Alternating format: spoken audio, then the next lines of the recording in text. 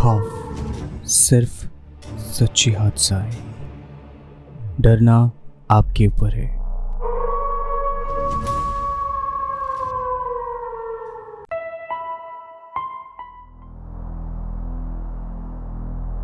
Hello and welcome to खौफ की 96 number episode पे मैं नील आप लोग का स्कैरी दोस्त फिर से एक बार स्वागत करता हूँ सच्ची हॉरर हादसा पे। आज के एपिसोड पे मैं आप लोगों को एक ऐसा रियल हादसा सुनाऊंगा जिससे आप सुनने के बाद आगे कोई भी अनजान आवाज़ पे उत्सुकता दिखाने से पहले 10 बार सोचेंगे। ऐसे ही रियल हॉरर इंसिडेंट सुनने के लिए लाइक, शेयर एंड सब्सक्राइब ज़रूर कीजिए और बेल आइकन को भी प्रेस कर लीजिएगा नोटिफिकेशन के लिए, ताकि हर सोमवार, शुक्रवार और रविवार के रात सबसे पहले आपके पास खौफ का नोटिफिकेशन जाए और आप लोग भी हमारे साथ रियल हॉरर या फिर डरावनी हॉरर एक्सपीरियंस शेयर कर सकते हैं व्हाट्सएप पे, फेसबुक पे, इंस्टाग्राम पे और ईमेल पे भी। सारे डिटेल्स डिस्क्रिप्शन में दिया हुआ है, वहाँ जाके आप चेक कर सकते हैं। चलिए तो ज़्यादा बात नहीं करके शुरू करते हैं आज का ब्लैक मैजिक फ्राइडे का एपिसोड। क्या बच्चा रो रहा था या फिर वो आई थी? ये हादसा हमारे साथ शेयर किए हैं विकास पवार जी ने मुंबई से।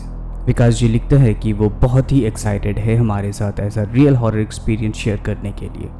थैंक यू सो मच विकास जी, आपने हमारे साथ ऐसा रियल हॉरर एक्सपीरियंस शेयर किए हैं और हम लोग भी बहुत ही एक्साइटेड है आपका एक्सपीरियंस सबको सुनाने के लिए। तो चलिए मैं विकास जी बन के आप लोगों को ये हादसा सुनाता हूँ ताकि और भी आपको रियल लगे।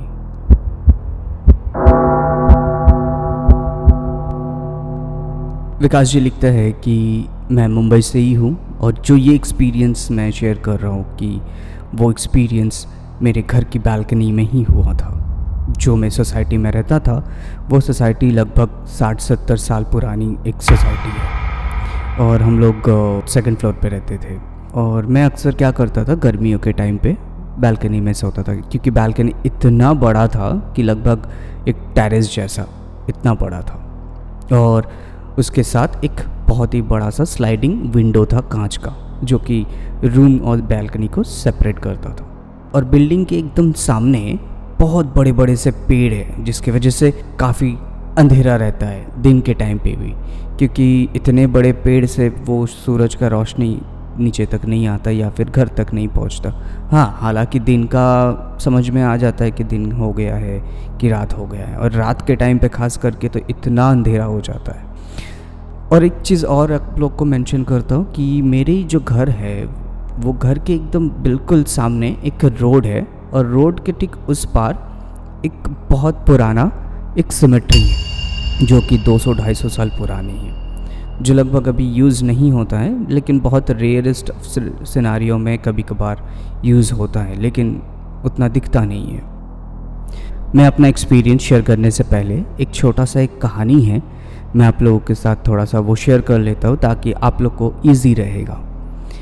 क्योंकि हम लोग जब आए थे इस फ्लैट में वो 2000 में शिफ्ट हो गए थे, लेकिन उससे पहले हमारे जो ये फ्लैट था, ये फ्लैट में ज़्यादा लोग नहीं रहते थे। सिर्फ एक फैमिली था, वो फर्स्ट फ्लोर पे रहते थे और जो दूसरा फैमिली था वो 4th फ्लोर पे रहते थे, जो कि टॉप फ्लोर है। तो फर्स्ट फ्लोर पे जो रहते थे वो हम लोग का नेबर है अभी, तो उन्होंने 1990 के टाइम पे शिफ्ट हो गए थे, वो और उनके हस्बैंड दोनों। तो हस्बैंड ऑफिस में काम करते थे और उनके जो बीवी थे वो हाउसवाइफ थे। तो एक दिन क्या हुआ कि एक दिन रात को उनके पति घर आते हैं, तो आते आते रात के लगभग हो गए थे 12:30 या 12:45 हो रहा था। तो उनकी बीवी ने देखे कि उनके पति आ रहे हैं, तो वो दरवाज़ा खोल के मेन गेट जो था, अपना बाउंड्री वॉल पे एक मेन गेट है, वो मेन गेट खोलने के लिए गई। तो मेन गेट जैसे ही खोली तो उसके पति अंदर आए और आते एक सीढ़ी है फ्लैट में जाने के लिए, एक सीढ़ी है, वो सीढ़ी से चढ़ के ऊपर जाना पड़ता है। तो वो सीढ़ी में जैसे ही उनके पति एंटर किए तो कोई एक बच्चे की रोने की आवाज़ आई। तो पहले उनके पति को लगा कि शायद कोई होगा, तो उन्होंने इग्नोर करके थोड़ा सा और ऊपर चढ़ गए। फिर थोड़ा सा और ऊपर चढ़े तो उनको फिर से वही बच्चे की रोने की आवाज़ आ रहा है। तो उनको ये थोड़ा सा शॉक लगा कि जब वो अंदर आ रहे थे तो तभी कोई बच्चा तो थे नहीं, और वहाँ पे कोई आदमी औरत कोई थी भी नहीं। तो ये बच्चे का रोने की आवाज़ कहाँ से आ रही? तो उन्होंने क्या सोचा कि एक बार जाके चेक कर लेते कि कोई है कि नहीं है वहाँ पे। तो जैसे ही वो जाने वाले थे, उनके जो बीवी थे उनको रोका और उनको खींच के बोला कि चलो घर चलते, अभी जाने की ज़रूरत नहीं है। तो जैसे ही वो लोग जा रहे थे, फिर से वही बच्चे की रोने की आवाज़ आ रहे। तो उनके पति जो थे थोड़ा सा वो शॉक हो गए, तो बोले कि नहीं, इस बार तो जाके देखना ही पड़ेगा कि कौन रो रहा है ऐसे बच्चे इतने रात को। तो उनके बीवी ने बोले कि कोई ज़रूरत नहीं है, अभी मत जाओ, हो सकता है कुछ भी हो सकता है बाहर, अभी जाने की ज़रूरत नहीं है, अभी बहुत रात हो गए और जल्दी घर चलो। जैसे ही ये बोली उन्होंने, उनके पति ने, तुरंत वो जो बच्चा रो रही थी वो बच्चा अचानक से किसी ज़ोर ज़ोर से हंसने लग गए, और ऐसे ज़ोर ज़ोर से हंसे कि वो इंसान इतना ज़ोर से तो नहीं हंस सकता है, कोई अलग ही कोई प्रेतात्मा या तो रूह हो गई वैसे हंसते हैं। तो वो लोग दोनों बहुत ही डर गए और जल्दी से जल्दी अपने घर घुस के दरवाज़ा बंद करके सो गए। और अगले दिन सुबह हुआ तो उनके पति को बहुत तेज़ फीवर हुआ और वो लगभग हफ्ता तक चला। फिर उनके जो ऊपर वाले जो नेबर थे वो आके उनको बताए कि ऐसा है कि वहाँ पे वो सिमेट्री का जो रास्ता है उसके सामने एक अतृप्त रूह, और वो एक औरत की रूह है जो कि भटकती रहती है और लोगों को भटकाते हैं, ऐसे बच्चे की रोने की आवाज़ सुनाते हैं, और जो लोग उनको चेक करके जाते हैं या फिर वहाँ पे रुक जाते हैं तो उनको वो जो रूह है उनको मार देता है। और ताजुब की बात ये है कि उनका जो बॉडी है वो किसी को नहीं मिलता है। तो ये था एक हादसा। पहले तो मुझे ये कहानी लगी क्योंकि मुझे तो एक्सपीरियंस नहीं हुआ था, तो मुझे पता भी नहीं था, लेकिन जब ये एक्सपीरियंस मेरे साथ हुआ तब यकीन हो गया कि वो जो नेबर जब वो बोली थी वो सच था।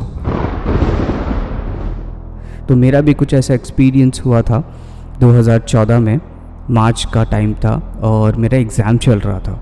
तो मैं क्या करता था, सुबह 4:30 बजे उठ के पढ़ाई करता था, और एक छोटा सा एक अलार्म घड़ी था, उसमें टाइम सेट करके सोता था। जैसे 4:30 बजे का अलार्म बजता था और उठ के मैं पढ़ाई करने चालू करता था। तो उस दिन भी वैसा ही हुआ कि अलार्म घड़ी बजा तो मैं उठ गया, उठ के सोचा कि थोड़ी देर और लेटा रहता हूँ, अलार्म घड़ी बंद करके थोड़ा सा लेटा रहा। तो लेटा रहा तो अचानक से ना मुझे बच्ची की रोने की आवाज़ आने लगी। पहले तो मेरे को लगा कि कोई होगा, कोई फ्लैट का कोई होगा, किसी का बच्चा उठ गए होंगे या रो रहे होंगे। तो मैं इग्नोर करके लेटा रहा, सोचा कि थोड़ी देर बाद उठूँगा। तो फिर दूसरी बार भी ऐसे ही रोने की आवाज़ आ रही, तो थोड़ा सा मतलब डाउट होने लगे कि ये बच्चा रो क्यों रहा है।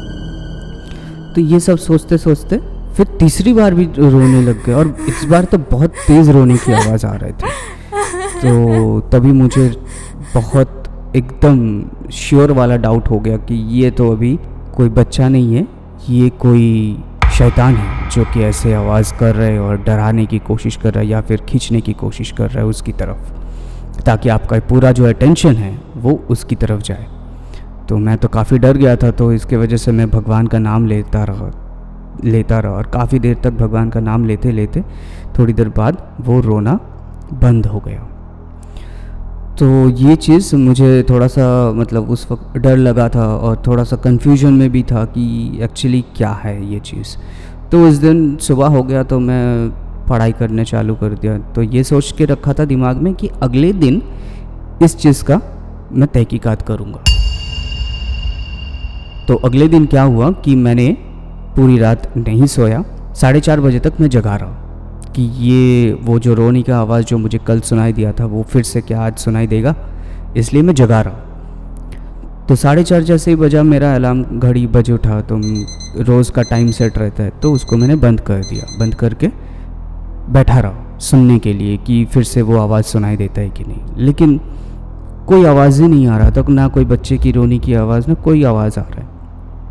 फिर 4:45 हो गया, फिर भी मुझे कोई आवाज़ नहीं आया। तो मुझे लगा कि शायद कल कुछ इमेजिनेशन था या फिर कोई बच्चा ही होगा जो रो रहा था फ्लैट में। तो ये सब सोचते सोचते 4:50 को अचानक से मेरा घड़ी बज उठा। मैं सोचा कि ये तो कोई मोबाइल नहीं है, ये तो अलार्म घड़ी है, ये कैसे बज सकता है? ये तो 4:30 बजे का अलार्म सेट करके रखा था, ऐसे कैसे अचानक से बज उठा? तो जैसे ही मैंने अलार्म घड़ी बंद किया तो तुरंत ज़ोर ज़ोर से किसी की हंसने की आवाज़ आ रही, और इतना ज़ोर हंसने की आवाज़ आ रहा है तो मैं तो इतना डर गया कि मैं तुरंत जाके मम्मी के रूम में चले गया। तो मम्मी को जाके बताया कि ऐसा ऐसा मम्मी, ऐसा सुनाई दे रहा है। तो मम्मी बोले कि कहाँ, कुछ तो सुनाई नहीं दे रहा है। तो मम्मी बोले कि डरने की ज़रूरत नहीं है, जब सोने जाओगे तब सारे दरवाजे और खिड़की बंद करके रखना और तकिए के नीचे हनुमान चालीसा रखना, ताकि किसी चीज़ के लिए डर ना लगे। तो मैं वही करता था, अभी भी वही करता हूँ कि सारे खिड़की दरवाजे बंद करके सोता हूँ और तकिए के नीचे हनुमान चालीसा रख के भी सोता हूँ। खैर अब तो बहुत साल हो गए तो अभी मुझे सुनाई नहीं देता है, लेकिन ये राज तो रह गया कि एक्चुअली उस रात को कौन रो रहा था और कौन हंस रहा था। कोई बच्चा रो रहा था या फिर वो औरत उधर आई थी मुझे अपनी तरफ खींचने के लिए।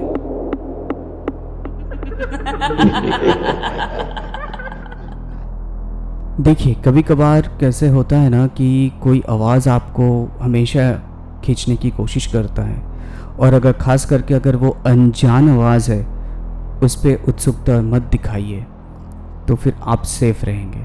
कुछ राज जो हो रहा है उसको होने देना चाहिए, उनके अंदर जाने की ज़रूरत नहीं है।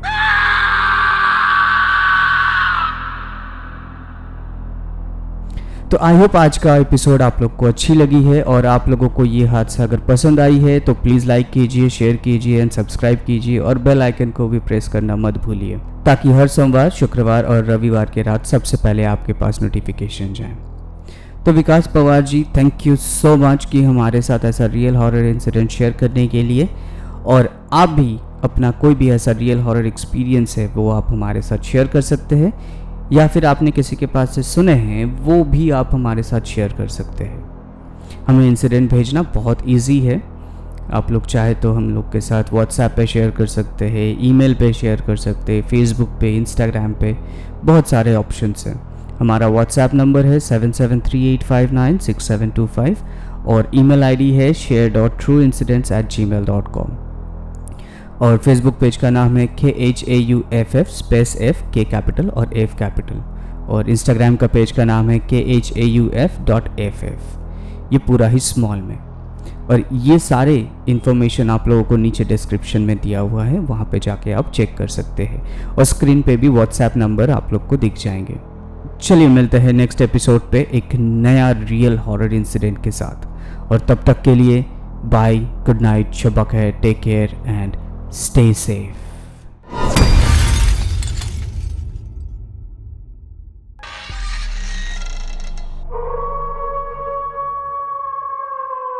खौफ सिर्फ सच्ची हादसा है, डरना आपके ऊपर है।